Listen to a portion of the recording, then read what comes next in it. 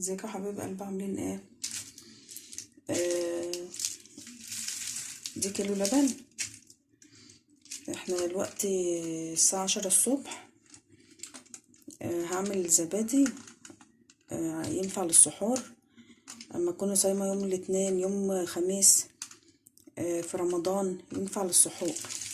ده كيلو لبن هحطه في اللبانة وهغليه واسيبه لما يبرد ونشوف هنعمل ايه. ادي اللبن غلى اهوت وسبته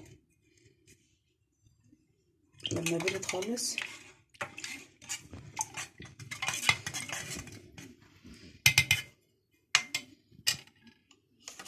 دي الزبادي.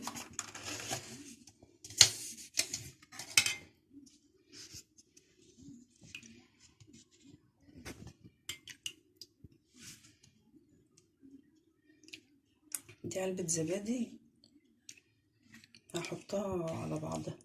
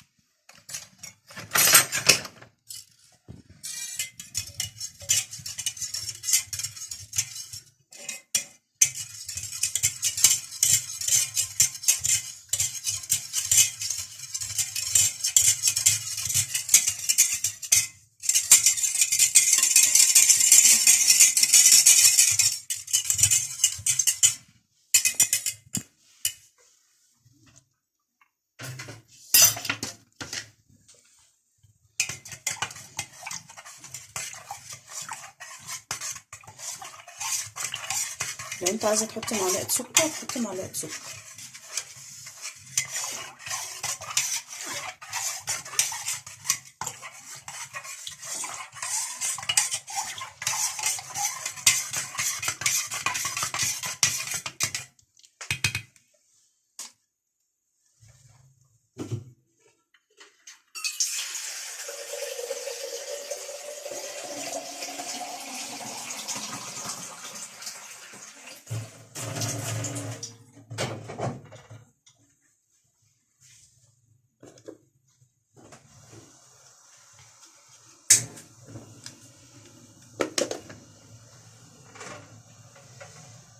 جبنا الاطباق الفخار.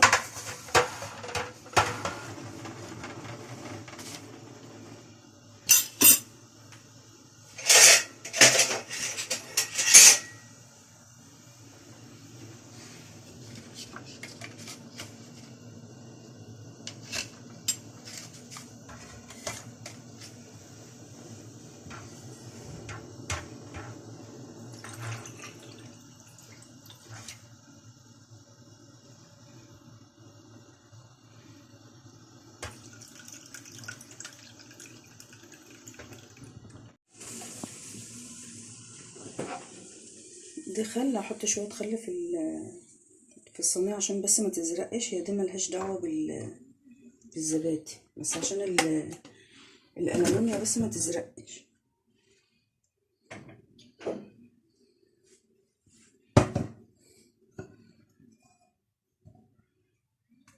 دي ميه سخنه.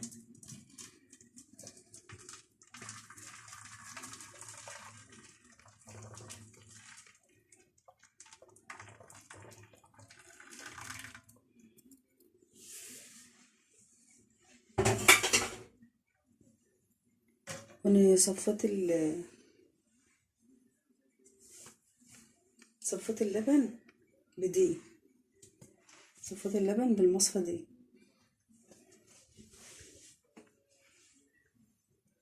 عشان لو في اي تكتلات ولا اي حاجة في الزبادي واللبن.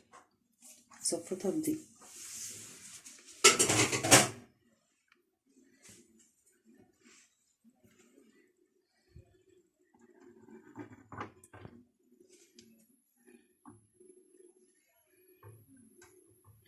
هغطيها بس بستريتش.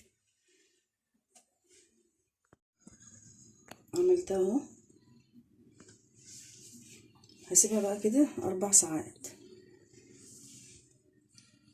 غطيتها بستريتش، اغطيها بحاجة كمان عليها. هسيبها بقى 4 ساعات. بعد 4 ساعات هوريها لكم. ادي الزبادي بعد ما طلعتها من المية اللي كنت حطاها في الصينية، حطيتها في التلاجة.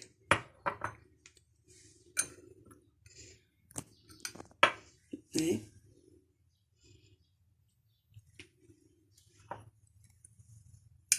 بس بعد ما تعملي الخطوات ديت تصفيها قبل ما تحطها في البولات. اهي. دي كده زبادي للصحون. يلا يا قلبي، كل سنة وانت طيبة. اعملي زبادي لرمضان.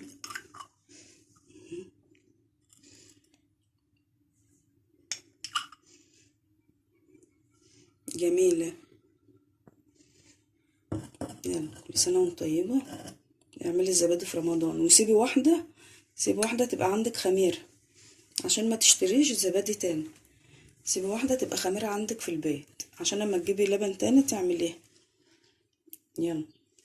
عملت ايه؟ جبت اللبن غليته وسبته لما دفى، وقمت مدوبة علبة الزبادي، وقمت حطاها عليها وقلبتها بالمضرب، وقمت مصفياها في البولات، وجبت صينية رصتهم فيها، وقمت حاطة مية مغلية وقفلت عليها بستريتش، وقمت مغطياها بوعاية كمان عليها زي حمام بخار.